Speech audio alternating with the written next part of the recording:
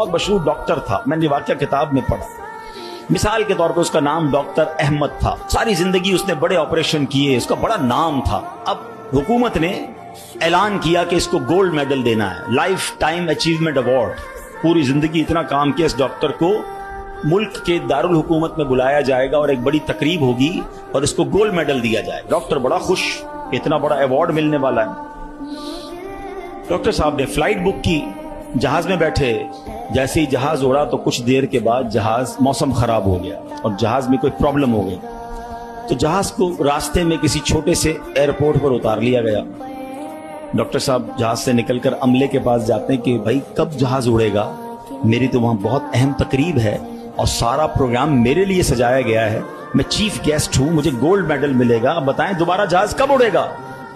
का सर छोटा सा एयरपोर्ट है, जहाज का प्रॉब्लम बड़ा है, इतना जल्दी ठीक नहीं होगा, आपको अगर पहुंचना जरूरी है तो आप कोई गाड़ी लें किराए पर और बाई कार चले जाएं, आप पहुंच जाएंगे अपनी तकरीब से पहले। डॉक्टर ने कहा यह भी आइडिया ठीक है, जहाज के इंतजार में कहीं मेरा प्रोग्राम ही मिस ना हो जाए। डॉक्टर साहब ने गाड़ी बुक की, रेंट अ कार ली।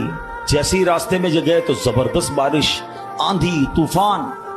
उस अंधेरे में, उस आंधी तूफान में डॉक्टर साहब रास्ता भूल गए और किसी मेन हाईवे से निकलकर गांव के रोड पे चढ़ गए। बहुत देर तक रास्ते में, अब भूख भी लग रही, खाना भी नहीं खाया, अंधेरा गुप, बारिश हो रही है। अचानक एक छोटा सा गांव में घर नजर आया जिसमें एक बल्ब जल रहा था। डॉक्टर साहब ने कहा अब तो हालत ऐसी हो गई, दरवाजा खटखटाया। एक बूढ़ी औरत ने दरवाजा खोला, कब माँ जी कुछ खाने पीने को मिलेगा, बहुत बारिश हो रही, कब बेटा अंदर आ जाओ। वो अंदर चला गया। माँ जी ने बड़ी मोहब्बत से उसे पानी भी दिया, कुछ खाने को भी दिया।